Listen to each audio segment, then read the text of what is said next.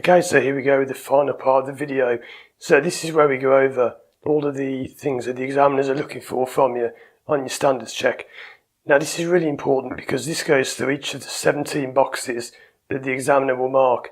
Now I have already done a video which is about an hour long showing you the marking sheet, but this is going to go into even more detail than that.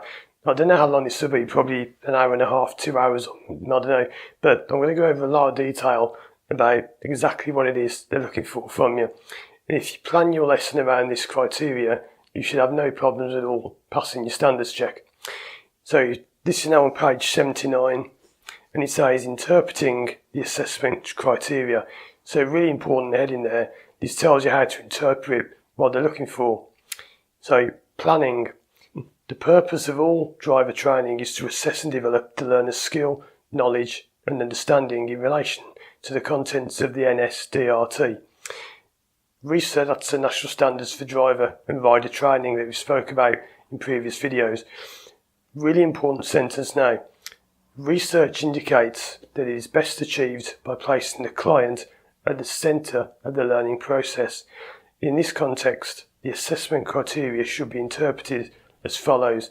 So what they're saying is every single thing you do must revolve around the pupil. The pupil should decide what skills are learned, and the pupil should decide most of the lesson. Again, as I've said in other videos, you don't just say to them, what do you want to do today? Because they might say something stupid like, let's go and do a motorway, when they can't do motorways. But everything you do should come from the pupil. So let's go over all these now, but keep that in mind. It's client-centred learning, or as I call it, client-based learning. Call it what you want, but it means the pupil should be at the centre of all that you do. So this is the first thing you get marked on. Did the trainer identify the pupil's learning goals and needs? Usually this process will take place at the beginning of a lesson. However, where the ADI and the pupil have been working together for some time prior to the standards check, they may have already laid down the basic structure of the pupil's learning goals. This needs to be taken into account when assessing this element. So what they're saying is if you turn up with a pupil, this is what I mentioned in an earlier video, if you turn up with a pupil and you've already done 40 hours with them, you maybe don't need to go through the entire, hello, my name is John, what's your name? My name's Steve. Hello Steve, how are you? All that.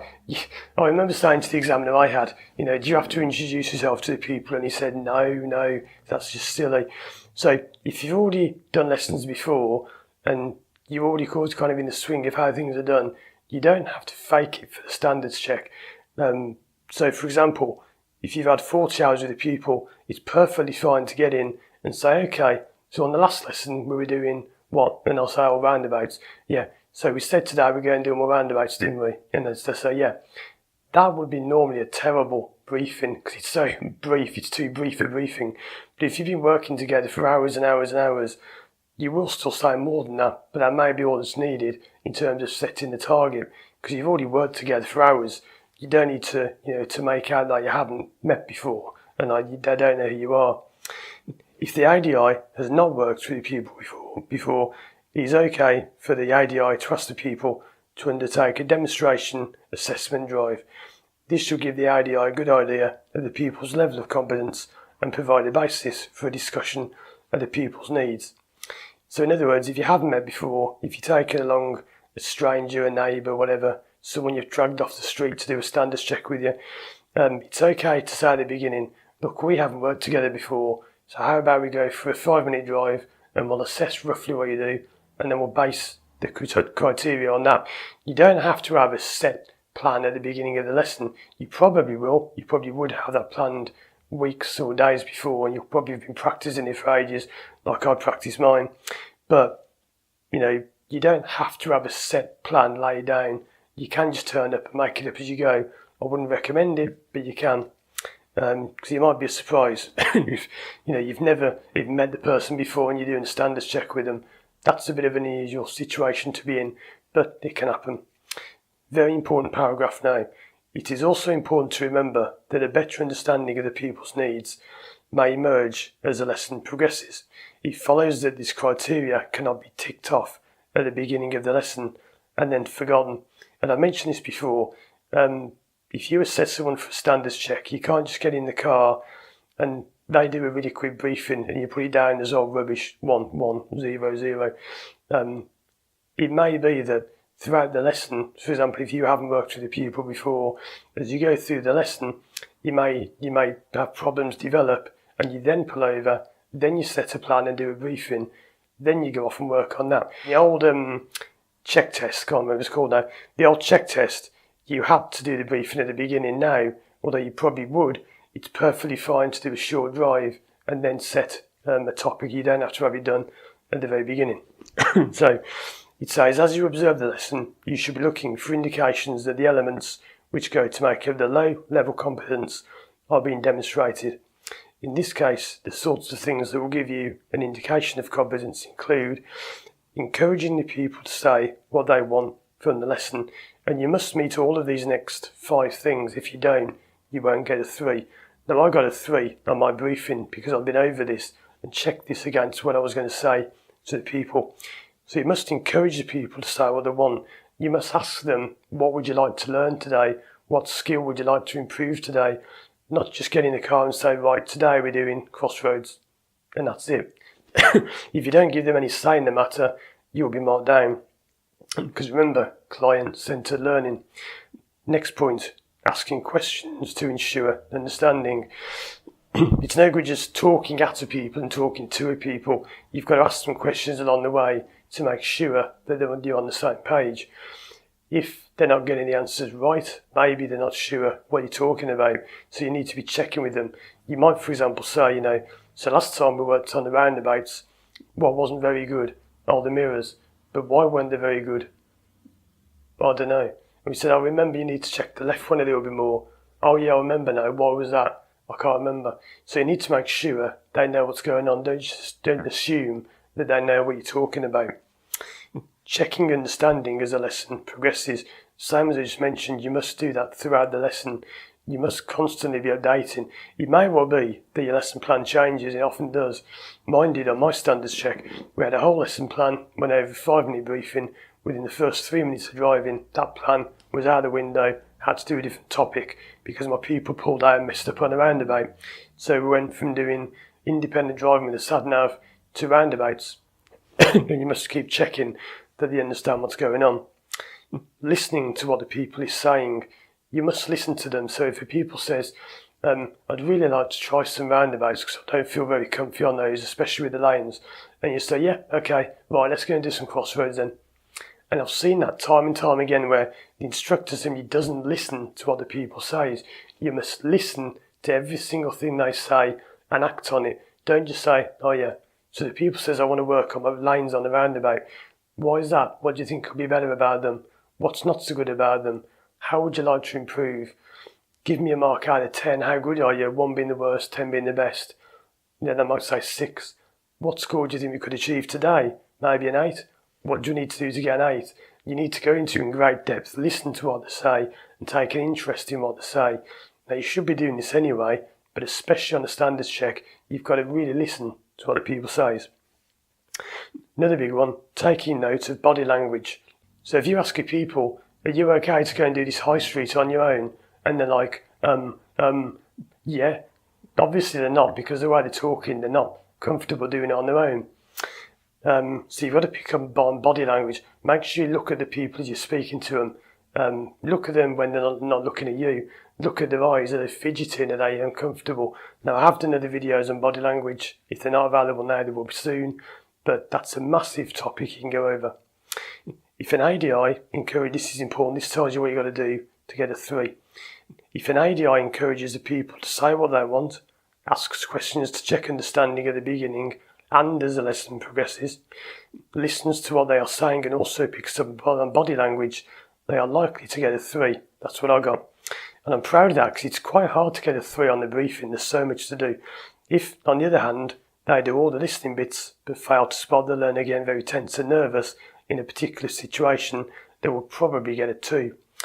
They would have demonstrated their understanding of the need to listen, etc., but have not yet developed their ability to spot non-verbal clues. Indications of a lack of competence could include, so this is what you don't want to do, making assumptions about understanding or experience, like I said just now, don't assume that they can just do something. Don't assume they've done it before. Failing to know negative or concerned comments or body language that shows discomfort, like I just mentioned. Undermining the pupil's confidence by continually asking questions clearly beyond the pupil's knowledge or understanding. So you say to them, okay, can I go do roundabouts today? Have you done any gyratory ones, spiral ones? Have you done any like multi-lanes around seat centres on dual carriageways? They don't know what you're talking about, and they're just getting baffled by what you're saying. So you must make it quite obvious. Have you done any big roundabouts? How many lanes were there? Have you done any close to a seat centre, or was it more the out of town ones? So you must make it all very simple. It doesn't mean that people are stupid, but if you start using jargon like gyratory roundabouts, some people watching this might not know what a gyratory roundabout is. And it's clearly, it's all one of those roundabouts, the lanes kind of spiral out, they kind of move outwards as you go around. Pushing the people to address issues that they are not happy to talk about unless there is a clear need, such as an identified risk or a safety critical issue. So don't get them to start talking about things they don't really want to discuss. Like if you say, oh yeah, 10 people have died on this roundabout in the last year, how do you reckon they died? Do you reckon their heads came off? It sounds obvious, I know, but you mustn't push people into talking into things about things they don't want to. Next thing, was the agreed lesson structure appropriate for the pupil's experience and ability? Again, these match the marking sections on this marking sheet. This is number 2 of 17. The lesson structure should allow the pupil to progress at a manageable rate, stretching them without overwhelming them. For example, a pupil who is concerned about entering roundabouts, like we just said, should not be asked to tackle a fast-flowing multi-lane, multi-exit junction at their first attempt. And I've seen plenty of instructors try that. Yeah, like the first lesson they're trying to do massive roundabouts. Neither should they be restricted to very quiet junctions unless the ADI identifies a potential risk issue that they'll want to check out first. So you shouldn't just go round and round the block, left, do an easy roundabout, round.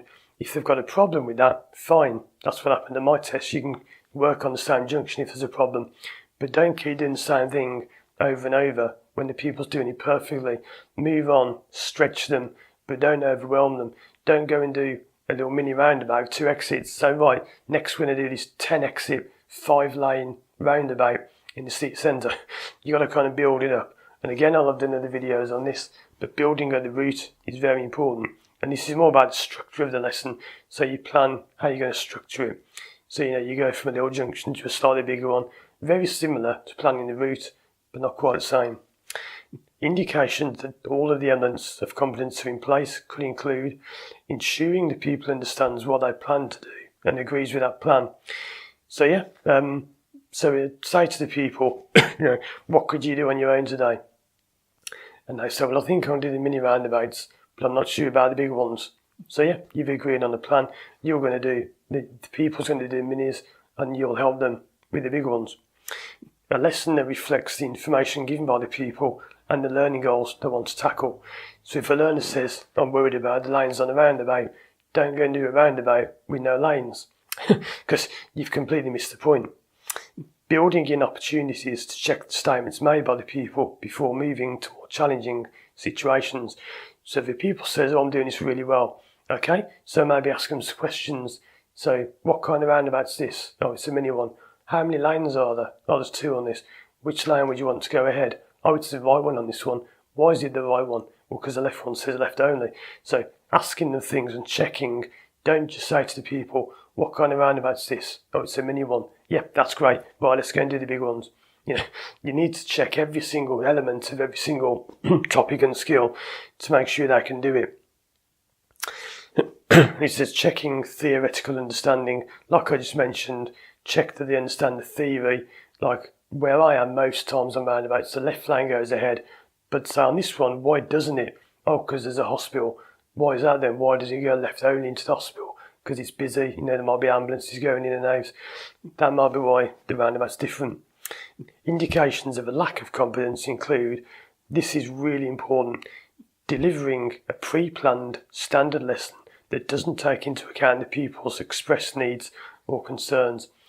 So you come out and the pupil says, again, I'll stick to the same example, I'm worried about my lanes on roundabouts, and you say, okay, so today we're going to drive down the road, and you go and do a pre-planned route, which you've pre-programmed, pre-planned. It's got nothing to do with roundabouts. There might be one on it which you just by coincidence you didn't plan it. You must plan a lesson that takes into account the people's needs. So if you plan a lesson, a route, it's got to have, again, this is more about the lesson structure than the route, but they're very similar. If you plan a standard lesson, don't just go and do the same old route. Think, oh, that'll take an hour to do. We'll do that and we'll be back in time. You must do a route. Sorry if I keep coughing, but I've been recording this video. It's taking me hours and hours and I'm losing my voice. So don't just do a standard pre-planned route. You must plan a route and plan the structure of the lesson accordingly. We'll come back to planning the route now because that's the next thing. That's what it ties in together. Failing to build in suitable balance of practice and theory. It's no good just doing half an hour talking about it. It's no good doing half an hour non-stop practice. You must get the balance between do a roundabout, drive for a minute or two, then ask them a few theory questions about the roundabout. Why you're driving between the roundabouts. That's what I mean by that. Don't just do all practical or theory. Try and have a bit of time where you pull over, talk for a few minutes, go and do some more, maybe 5-10 minutes driving, pull over, talk for a couple of minutes. It depends on the people, the area, the topic, the skill, but don't do all theory or all practice. Were the practice area suitable? This is like we were just talking about. The ADI should use an area or route that allows the people to practice safely and helps them to achieve their goals. It should provide some stretch and challenge, as we said before, but without taking the people out of their competence zone. Indications that all the elements of competence are in place could include choosing a practice area route that provides a range of opportunities to address the agreed learning objectives. Again, we've already said this. This and the previous one go hand in hand. You find if you get your lesson structure well, your route kind of goes hand in hand with that because it's a similar kind of thing. Challenges, but is realistic in terms of the people's capabilities and confidence. So it's just like we just said. You've got to choose a route which is appropriate. Don't overwhelm them. Don't be throwing in too many awkward things. Maybe one thing they haven't done before, one awkward roundabout, one awkward junction, not loads and loads of them, but also not loads and loads of easy junctions. Indications of lack of competence include the ADI taking the people into an area that takes the people outside of their competence zone so that they spend all the time surviving and have no space left to look at learning issues. I'm sure you've all been on lessons like this where you can tell the people is panicking and rushing and it's like, quick, stop, right, hand brake on, find the point, the car behind's getting mad, quick, rev it, clutch up, no, you're rolling back, clutch up, right, can we go? It's like it's all rushed and they're just surviving. They're not learning anything because they're just following what you say, surviving. You must be comfortable so they can drive around. And there might be one thing they haven't done. For example, when you turn left, you could say, for example, to begin with, we're not going to check the mirrors. You probably wouldn't do this, but just an example. You could say, we're not going to bother with the mirrors, just left signal, brake, down to second, pedals off, all that. Now we're going to put the mirrors in. Probably not something you would do, but you do have times when you say to people, check the mirror, and they swerve all over the road. Every time they check the mirror, swerve all over the road. So you can say, okay, forget the mirrors for now. I'll do the mirrors for you, just for now. I'll make sure it's safe. You get the hang of turning corners, then I'll get you to do the mirrors when they're not going to be swerving all over the road because they're more used to the steering. Second point, exposing the people to risks they cannot manage. So it's Sam again, don't go and take new people to an area that are simply not ready to deal with. It's all very similar, this. Next box, was the lesson plan adapted when appropriate to help the people work towards their learning goals? The ADI should be willing and able to adapt if the people appears to be uncomfortable or unable to deal with the learning experience that the ADI has set up. So you might have a great plan, you might have what you think is a really good route and a great plan and a great lesson structure, and the people just isn't taken to it. Maybe they just, for whatever reason, they were a bit nervous because you want a standards check. This is what happened to mine. We were going to go and do a route all about like tricky and awkward junctions, and he messed up on the first one, which was a roundabout, which he hadn't done wrong for hours and hours of lessons. So I had to change my entire lesson plan on the spot. And it also says if it's suggested he's not providing what they're looking for. And again, same kind of thing. This is all in the same area. This is the first box of 4 skills you get marked on. So if they've said they want to do lanes in your roundabouts, to run their lanes, and the people say, I'm not really sure about this, so I want to try some lanes, you need to change your plan. If the people's inability is creating a possible risk situation, they must adapt quickly. Just what happened on mine. The people pulled down a roundabout, got the lane wrong. Right, forget the lesson plan, forget the 5 minutes of talking which did, we're doing roundabouts. Forget the driving with the stand nav, we're doing the roundabout. Forget driving through a ford and going over a drawbridge, we're doing the roundabout. If you do that, you'll be successful. If you don't change your lesson plan, you'll fail. You'll get marked massively down because you have totally missed the entire point of the lesson. Not only on this, but you'll be marked down on risk management because you've missed the whole point of risk management. You're ignoring a safety critical issue and just carrying on with the lesson regardless. This might require a few extra questions to clarify what is out of line. It may be that the problem is because of the teaching and learning style being used by the ADI rather than because the overall plan is wrong.